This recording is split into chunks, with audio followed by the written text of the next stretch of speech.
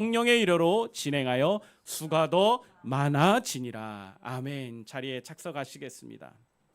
여러분 혹시 이런 경험 해보신 적이 있으세요? 평소 알던 사람이 어느 날 갑자기 완전히 180도 변해서 내 앞에 나타난 겁니다. 여러분들도 때로는 그런 경험들을 해보신 적이 있으실 거예요. 본인이 스스로가 다른 사람들에게 그런 놀라운 변화된 모습을 보여주는 그런 사람들이 있을 수 있고, 또 다른 누군가가 그런 놀라운 변화를 경험하고 여러분 앞에 서는 그런 상황들이 있을 것입니다. 그럴 때 여러분이 그런 사람들을 보면 가장 먼저 생각나는 게 무엇입니까? 야, 대단하다. 어떻게 이렇게 변했지? 아마 이런 생각도 드시겠지만, 많은 사람들은 그런 사람의 변화를 보면서 약간의 퀘션 마크를 달 거예요. 얘 진짜 변화된 거 맞아? 얘 진짜 변한 거 맞을까? 얘가 이렇게 달라지기가 쉽지 않은데, 원래 사람은 잘 변하지 않는데 어떻게 이렇게 변한 거지? 라면서 우리는 속으로 의구심을 가지고 아마 그를 향해서 계속해서 예전에 가졌던 그 선입견을 가지고 그 사람을 아마 대하게 될 것입니다.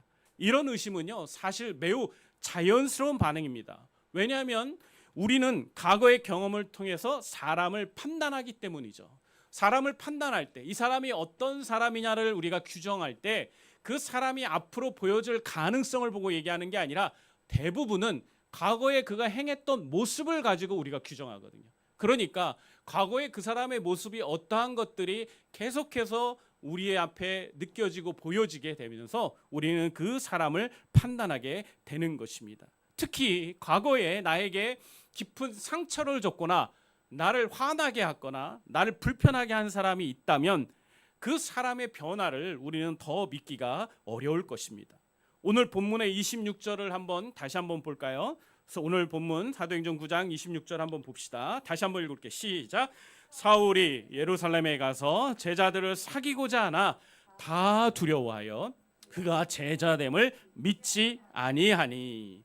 여러분, 사울이요, 다메섹 도상에서 예수님을 만난 후 완전히 변화되었어요. 이젠 더 이상 교회를 핍박하는 사람이 아니라 교회를 좋아하고 그리고 교회를 많은 사람들에게 증거하는 증인이 되었습니다.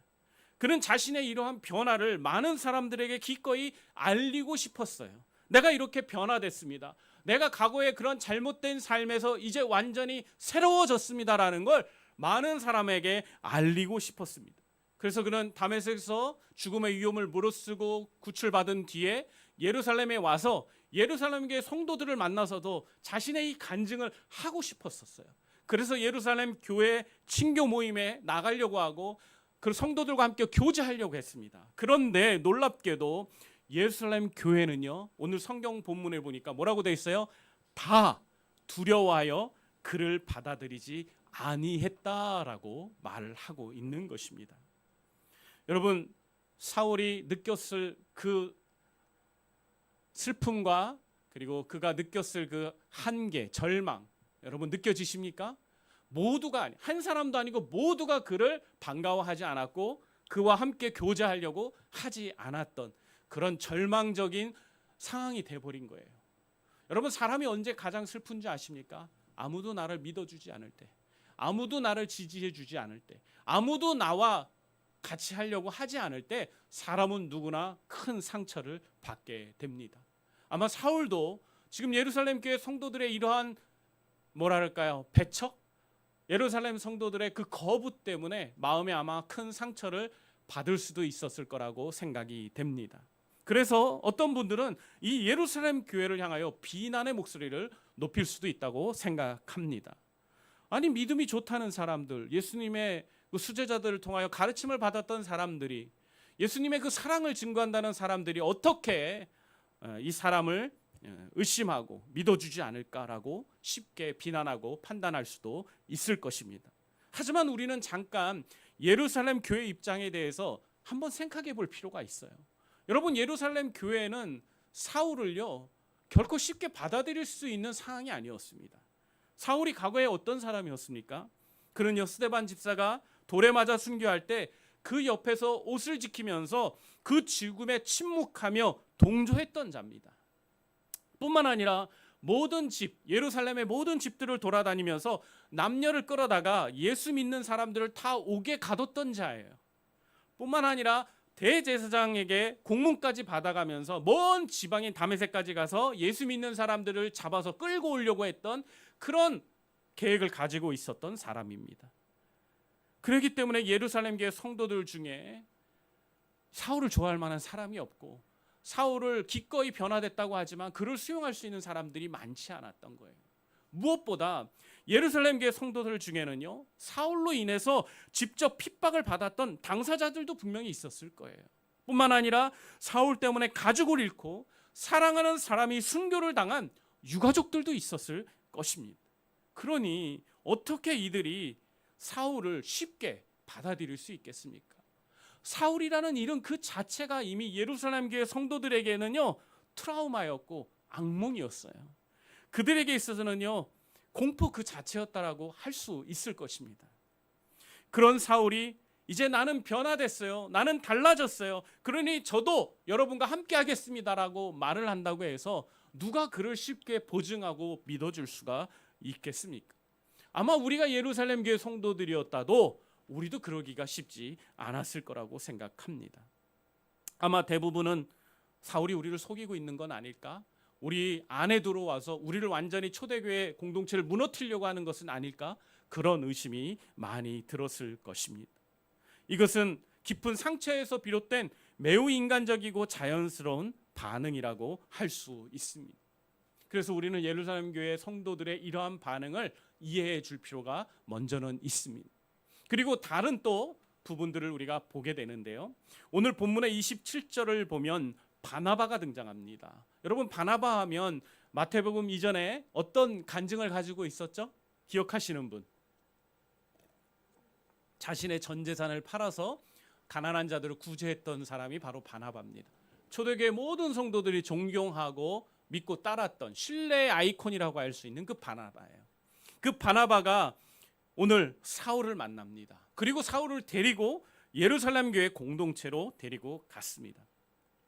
단순히 사울에게 가서 내가 말해둘 테니까 너 한번 예루살렘 교회에 올라가 봐, 아마 내가 말해뒀으니까 사람들이 널 받아들일 수 있을 거야 라는 그 가능성에 대한 부분을 이야기한 게 아니라 직접 손을 붙잡고 데리고 교회에 가주었습니다. 여러분, 이것이 얼마나 의미 있고 이것이 얼마나 감사한 것인지 모릅니다.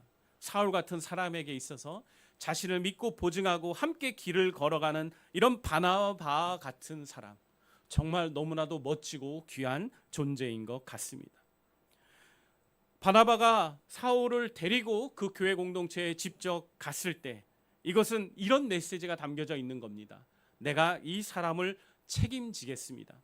내가 이 사람을 믿고 있습니다. 그러니 여러분 걱정하지 말고 이 사울을 받아들이십시오. 이것이 오늘 바나바가 예루살렘 교회 성도들에게 보여준 추천이고 또 간증인 것입니다. 이것이 얼마나 큰 배려였고 용기였겠습니까? 만약 사울이 거짓말쟁이였다면 바나바에 대한 신뢰도 공동체 안에서 완전히 무너질 수 있는 겁니다. 자신의 모든 것을 바쳐서 교회를 섬겨왔는데 이 사울 하나 추천 잘못했다고 해서 그의 모든 명예가 무너지고 신뢰가 무너지는 그런 실수를 범하게 되는 것입니다. 매우 뼈아픈 실수죠. 그런데 그런 두려움을 무릅쓰고 오늘 바나바는 사울을 데리고 예루살렘 성도들에게 추천하고 데리고 갔던 것입니다. 사울이 길에서 어떻게 주님을 만났는지, 주님께서 그에게 무슨 말씀을 하셨는지, 다메섹에서 어떻게 사울이 예수 그리스도를 만나고 전도했는지에 대한 직접적인 그 변화에 대해서 직접 확인하고 증언한 모든 것들을 우리 예루살렘 교회 성도들에게 바나바가 설명해 주었던 것입니다. 한쪽에는 상처받고 두려워하는 예루살렘 교회와 성도들이 있었습니다. 다른 한쪽에는 변화되었지만 받아들이지 못하는 사울이 있었습니다. 그런데 그 중간에 바나바가 이 둘 사이를 이어주는 멋진 다리가 되어 주었던 것입니다. 여러분, 이 슬라이드에 나오는 바나바 잘 보이십니까? 누구하고 좀 많이 닮지 않았나요? 네. 네, 맞습니다. 접니다. 네, 제가 사울을 잠깐 만나고 왔어요. 그 종원재님 슬라이드 그 사진 밑에 가면 플레이 버튼이 있습니다. 네. 예, 그 플레이 버튼. 네. 요새 AI가 정말 많이 발전했더라고요. 네. AI가 그냥 영상을 만들어주는 것도 너무 신기한데 제 얼굴을 가지고 영상을 또 만들어주는 이런 놀라운 기능들이 생겨났습니다. 최근에 생긴 기능인데 제가 공부하다가 연습한 차원에서 오늘 설교문을 가지고 이런 영상을 만들어 봤는데 너무 잘 만들어 주더라고요. 말소리도 나옵니다. 근데 지금은 안 나오는 것 같은데 패스하고, 중요한 건 여러분 두려워하는 예루살렘 교회와 그리고 같이 교제하고 싶어하는 이 사울 사이에 바나바가 아름다운 가교의 역할을 했다는 것, 그것이 오늘 핵심인 것입니다. 여러분 한번 상상해 보세요. 만약 바나바가 없었다면 어떻게 되었을까요? 사울은 아마도요 예루살렘 교회에 받아들이지 못했을겠죠. 아무도 사울과 함께 하려고 하지 않았을 겁니다. 그가 아무리 좋은 일들을 한다고 소문은 들었지만 실상은 그게 거짓일 수 있다라고 오해를 하고 있었을 거예요. 그래서 사울은 혼자서 외롭게 신앙생활을 하다가 어쩌면 낙심해서 다시 다소로 돌아갔을 수도 모르겠습니다. 그렇다면 오늘 우리는 사도 바울의 이 이야기들과 서신서들을 다시는 읽을 수 없었을 것입니다. 소아시아 유럽으로 복음이 전파되는 놀라운 역사도 아마 없었을 것입니다. 바나바가 사울을 믿어주기에 이 모든 것이 가능했던 것입니다. 사랑하는 성도 여러분들, 교회 공동체 안에는 언제나 이런 바나바와 같은 사람들이 있습니다. 이런 사람들이 우리의 가교가 되어서 우리의 무너진 관계를 풀어주고 이어주고 있는 것입니다. 우리는 그런 사람들을 존중해야 합니다. 그리고 그런 사람들을 귀하게 여겨야 합니다. 그리고 뿐만 아니라 내가 바로 그런 사람이 되어야겠다고 믿음 안에서 결단해야 합니다. 내가 하나님의 위로의 아들이라고 하는 이 바나바와 같은 역할을 하는 사람이 되어야겠다. 내가 평화의 사도가 같은 사람이 돼서 사람들과의 갈등과 어려움들을 같이 풀어주는 디딤돌의 역할을 하는 사람이 되어야겠다라고 사는 것, 그것이 하나님이 우리에게 오늘 원하시는 거라고 믿습니다. 누군가의 변화를 믿어주는 사람, 상처와 불신 사이에 다리를 놓는 사람, 자신의 신뢰를 걸고 다른 일을 세워줄 수 있는 사람들, 그런 사람들이 우리 교회 안에 앞으로 더 많아지기를 축원합니다. 오늘 우리가 그 사람의 바나바가 되어주기를 바랍니다. 물론 쉽지는 않습니다. 위험 부담도 있습니다. 혹시 또 실망하면 어쩌지 하는 두려움도 있을 겁니다. 하지만 기억하십시오. 우리를 변화시킨 분은 성령 하나님이십니다. 아멘이시죠? 그렇다면 나를 변화시키신 그 하나님께서 다른 사람도 변화시키실 수 있습니다. 나를 변화시키신 그 하나님께서 다른 사람도 충분히 변화시킬 수 있습니다. 그러니 그 하나님을 믿고 여러분이 하나님이 원하는 그 다리를 놓는 사람들이 되어주시기를 주님의 이름으로 축복합니다. 바나바의 증언 이후 또 어떤 일이 벌어졌을까요? 오늘 본문의 28절과 29절을 보면 사울은 이제 제자들과 함께하게 됐습니다. 바나바의 보증 때문에 예루살렘 교회 공동체 안에서 같이 성도들과 교제하며 함께 즐겁게 친교를 나누게 되었습니다. 이제 사울은 더 이상 혼자가 아닙니다. 공동체가 그를 받아들였고, 그리고 사울은 열심히 성도들과 함께 복음을 전하는 일들을 감당했습니다. 예루살렘을 출입하며 주의 이름을 전했고, 특별히 헬라파 유대인들과 변론하면서 예수님이 메시아이심을 증명했습니다. 여기서 우리는 아름다운 선순환을 발견할 수 있습니다. 교회가 사울을 믿어주니 사울이 더 담대해졌고, 사울이 담대함을 얻고 전도를 하니 교회가 사울을 더 신뢰하게 된 것입니다. 이것이 바로 믿음의 공동체가 작동하는 방식인 것입니다. 우리가 누군가를 믿어주고 지지해주기 시작할 때 그 사람 안에서 놀라운 변화가 일어나게 됩니다. 그런데 그것이 그 사람에게서 멈추는 것이 아니라 우리 교회 공동체 전체에 선한 영향력을 가지게 하는 것입니다. 반대로 우리가 계속 의심하고 거부한다면 어떤 일이 벌어질까요? 그들은요, 위축될 것입니다. 사울과 같은 사람들은 자신의 변화조차 어쩌면 의심하게 될지도 몰라요. 그리고 결국 낙심해서 다시 옛 사람으로 돌아갈 위험도 있습니다. 물론 여기서 오해하지 말아야 할 것이 있습니다. 사울을 변화시킨 것은 예루살렘 교회가 아닙니다. 사울을 담대하게 만든 것도 바나바가 아닙니다. 사울을 변화시키고 담대하게 하신 분은 오직 성령 하나님이십니다. 하지만 성령 하나님께서는요, 이런 변화의 일들을 누구를 통해 일하실까요? 바로 교회 공동체를 통해서 일하시는 겁니다. 서로를 믿어주고 세워주고 격려하는 공동체를 통해서 하나님은 사람들을 변화시켜 가는 것입니다. 바나바가 사울을 믿어준 것은 단순히 인간적인 호의가 아니었습니다. 그것은 성령께서 사울을 변화시켰다는 믿음의 표현이었고 확신이 있었기 때문입니다. 예루살렘 교회가 사울을 받아들인 것도 마찬가지입니다.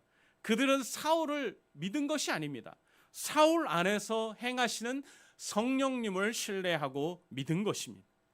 사랑하는 성도 여러분, 그렇다면 우리는 어떻게 해야 될까요? 우리도 성령 하나님을 신뢰해야 합니다. 우리 안에 역사하실 그 성령 하나님, 바로 옆에 있는 그 사람, 우리에게 신뢰받지 못하고 있는 그 사람 속에서 역사하실 성령 하나님을 신뢰해 드려야 합니다.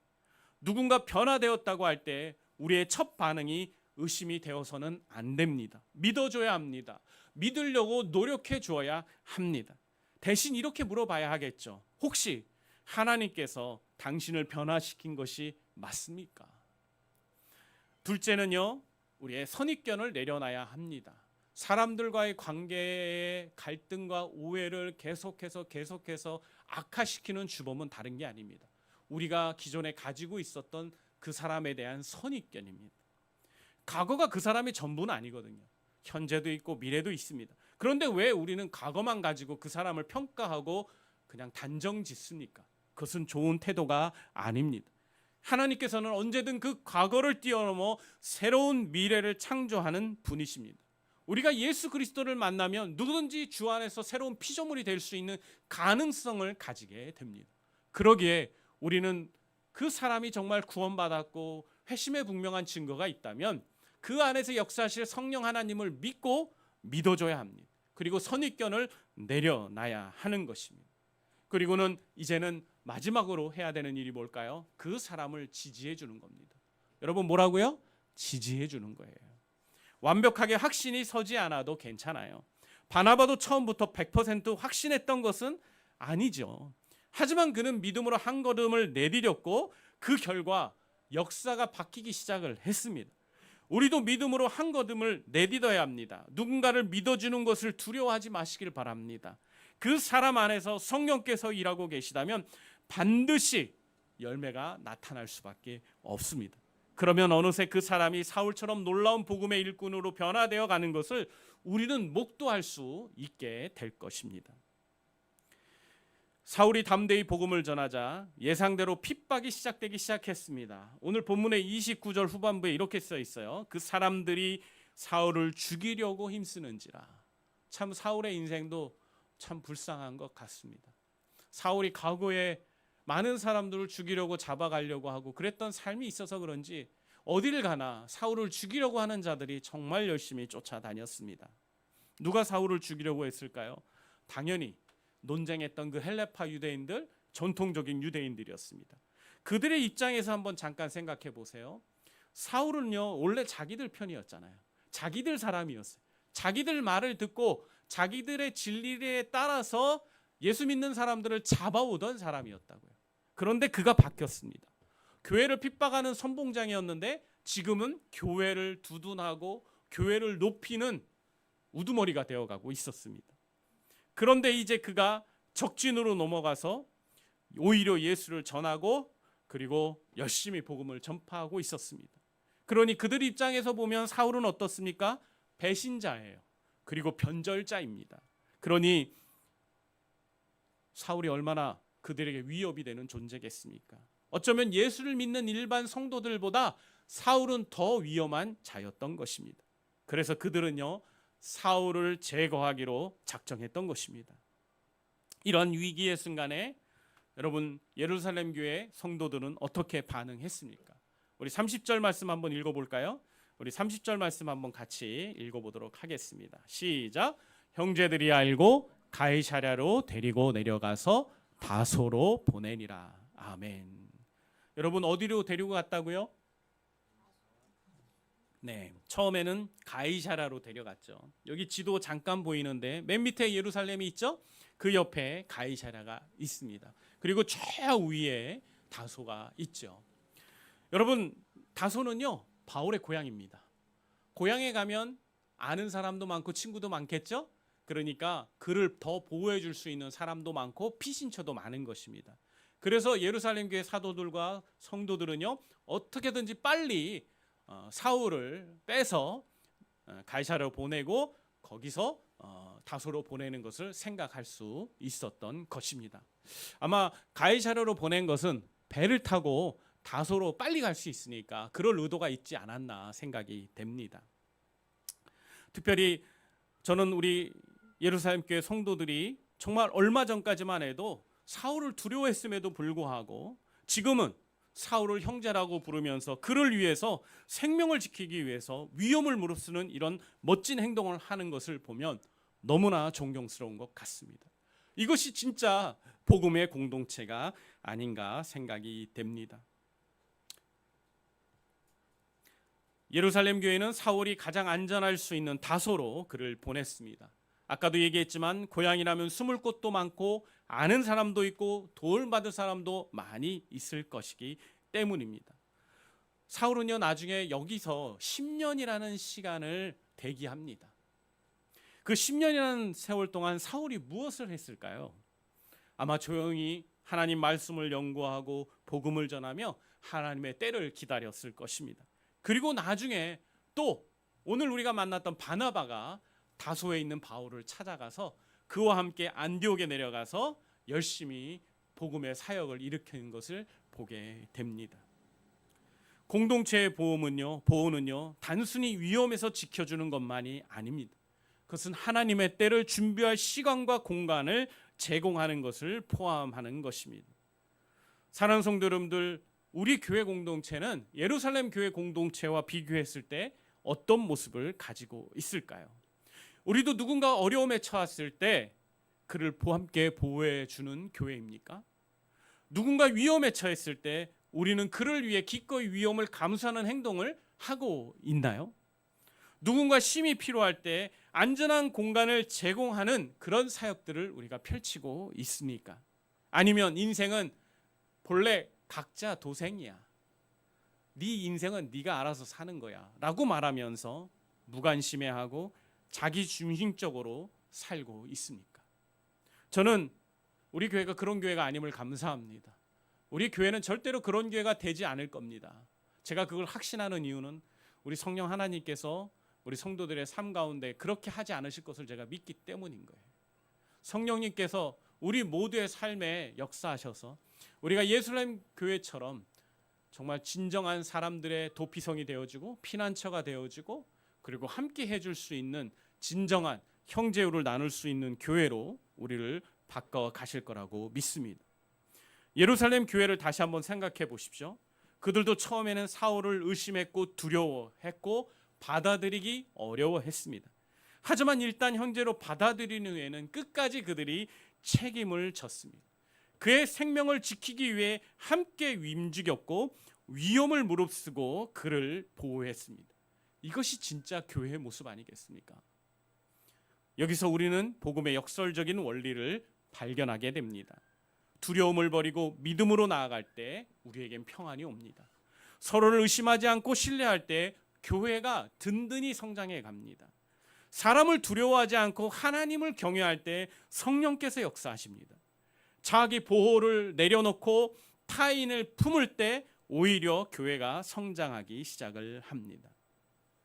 여러분 늘 생각해 보십시오.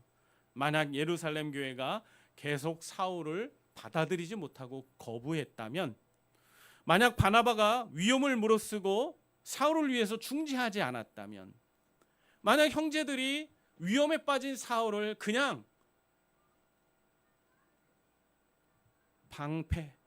그냥 방관해 버렸다면 교회는 어쩌면 안전했을 수도 있어요.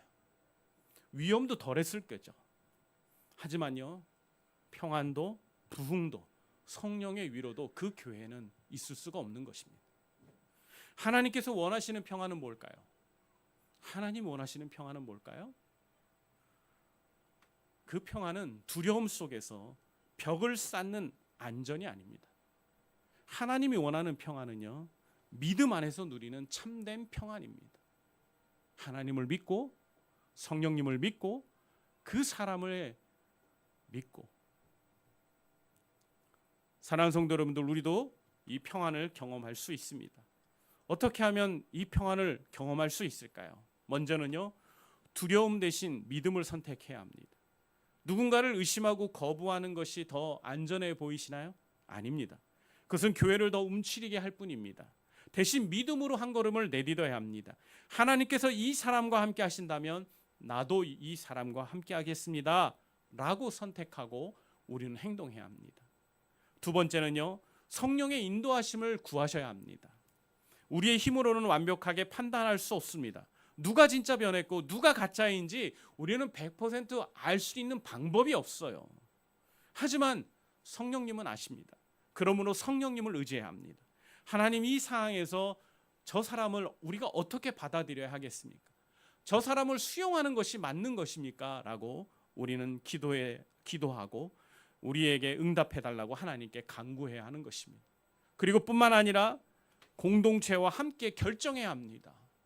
한 사람을 교회와 공동체의 구성원으로 받아들인다는 것은요, 여러분, 결코 쉽지 않은 일입니다. 한 사람이 우리 모두를 어렵게 할 수도 있고 한 사람이 우리 모두를 유익하게 할 수 있습니다. 그렇기 때문에 혼자서 모든 것을 결정해서는 안 되고 사도들과 함께, 교회 영적인 리더들과 함께, 교회 성도들과 함께 결정해야 합니다. 그렇게 공동체가 함께 기도하고 분별할 때 하나님께서는 교회 공동체를 위한 가장 좋은 길을 보여주실 것입니다.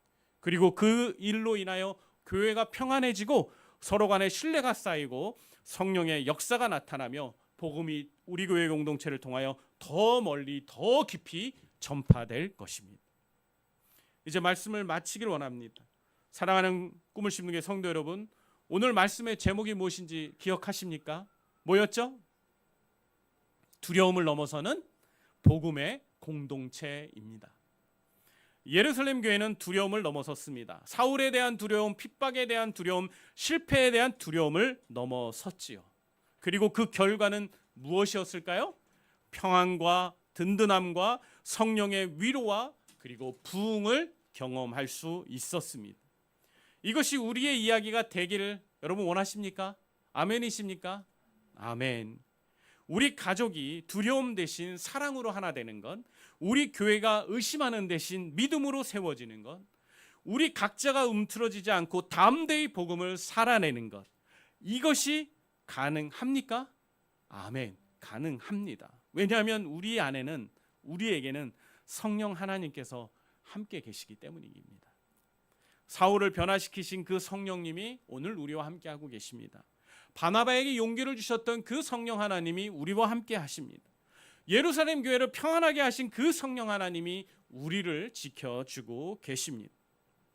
오늘 본문은 단지 2000년 전 예루살렘 교회의 이야기가 아니에요. 오늘 우리들의 이야기입니다. 우리 가족 안에도, 우리 교회 안에도 여전히 사울처럼 배척받고 있고 선입견으로 저평가되고 있는 성도들이 있을 수 있습니다. 과거에는 문제가 좀 있을 수 있지만 이제는 변화하고 좀 달라지려고 노력하는 가족들이 있을 수도 있습니다. 내게 상처를 주었지만 이제는 화해하고 싶어하는 형제 자매도 있을 수 있습니다. 여러분, 그들을 어떻게 우리가 대해야 할까요? 어떻게 대하는 것이 정말 주님이 원하는 그런 태도일까요? 여러분, 계속 여러분 자신을 과거에 묶어두지 마시길 바랍니다. 이제는 하나님께 소망을 두고 하나님을 믿으면서 수용하고 받아들이고 용서해야 할 때입니다. 넌 원래 그런 사람이야. 넌 절대 변하지 않을 거야. 이런 얘기 여러분 들어본 적 있으세요? 전 어렸을 때 좀 들어봤던 것 같아요. 너무너무 부족한 게 많아서 그런 이야기를 친구들로부터 들어본 경험이 있는 것 같습니다. 그때 참 제 마음이 많이 슬프고 아팠어요. 하지만요, 제가 하나님을 만나고 나니까 제 인생은 너무 큰 변화를 경험했습니다. 주님께서 절대로 그런 사람의 이야기가 기억나지 않을 정도로 하나님 나를 변화시켜 주셨습니다. 하나님은 언제든지 누군가에게 새로운 가능성을 열어주실 수 있는 분입니다. 아멘이십니까? 그러니 우리가 그 가능성을 제약하지 말고 믿어드립시다. 주님을 믿어드리고 수용하고 받아들이고 그리고 일어섰으면 좋겠습니다. 의심과 믿음 사이에 다리를 놓는 사람들, 상처받은 사람과 변화된 사람을 이어주는 사람들, 자신의 신뢰를 걸고 타인을 보증하는 사람들. 오늘 여러분 한 분 한 분이 바로 이런 바나바와 같은 사람이 되어 주셨으면 좋겠습니다. 이제 모든 말씀을 마치고 여러분 모두를 축복하기 원합니다. 이번 추석 연휴 여러분 오늘 들은 이 말씀을 기억하면서 가정에서 서로를 품는 가족들이 되시기를 바랍니다. 과거에 내게 상처를 줬지만 내게 아픔을 주었지만 그를 용서하고 새로운 시작을 응원하는 그런 여러분들이 되시기를 바랍니다. 교회에서도 바나바의 손길처럼 서로를 이어주는 성도들이 되어주시면 좋겠습니다. 의심하는 대신 믿음을 가지고 두려움 대신 사랑으로 세워지는 진정한 성도들이 되어주십시오. 개인의 삶에서는 성령의 인도하심을 따라 담대히 복음을 살아내는 그리스도인들이 되기를 축복합니다. 사울처럼 변화된 삶으로 주님을 증거하는 증인이 되어주시기를 부탁드리고 싶습니다. 그래서 우리 모두가 어느 날 외칠 수 있었으면 좋겠어요. 우리는 두려움을 넘어섰습니다. 우리는 서로를 믿어줍니다. 우리는 성령 안에서 평안합니다. 우리는 복음으로 하나 된 공동체입니다. 이런 믿음의 고백과 순종이 주님의 얼굴에 나타나게 되기를, 바로 우리들 때문에 그런 주님이 기뻐하게 되기를 진심으로 소망합니다. 기도하겠습니다. 사랑이 많으신 아버지 하나님, 감사합니다. 하나님께서 사울을 변화시키신 것처럼 우리를 변화시켜 주시고 우리를 주 안에서 한 형제 자매로 묶어주신 것으로 인하여 감사합니다. 하나님, 우리가 이 기회를 누리고 이 은혜를 누린 것을 우리가 쉽게 포기하지 않기를 원합니다. 하나님 안에서 우리에게 주어진 이 놀라운 축복을 우리가 마음 가운데 새기고, 우리가 과거에 누군가를 향하여서 용서하지 못하고 받아들이지 못했던 그 모든 마음의 벽들을 조금씩 무너뜨려 가기를 원합니다. 그리고 주님께서 우리를 믿어주신 것처럼 우리도 누군가를 믿어주고 신뢰해주고 그리고 지지해줄 수 있는 그런 성도들이 되게 도와주시옵소서. 예루살렘 교회 공동체가 기꺼이 바나바의 보증을 통하여 사울을 받아들이기로 결정한 것처럼 앞으로 우리 교회에도 하나님 누군가를 또 새로운 가족으로 모으게 될 때, 또 받아들이게 될 때 기꺼이 하나님 그를 향하여 마음을 열고 아무런 선입견이나 조건 없이 그를 우리의 가족으로 받아들이는 공동체가 되게 하여 주시옵소서. 하나님께서는 지금도 여전히 우리를 통하여 놀라운 복음의 역사를 일으키기를 원하시는 줄 믿습니다. 우리 성도들이 이 추석 명절 동안에 가족 친지들을 만날 때 하나님 그들을 향한 기도를 하게 하여 주시고 그들에게 예수 그리스도가 필요함을 느낄 수 있도록 도와주시옵소서. 하나님께서 이 귀한 추석 명절에 우리 성도들 모두가 평안하기를 소망하며 우리 주 예수 그리스도 이름으로 기도합니다. 아멘. 우리 이 시간 다 같이 일어나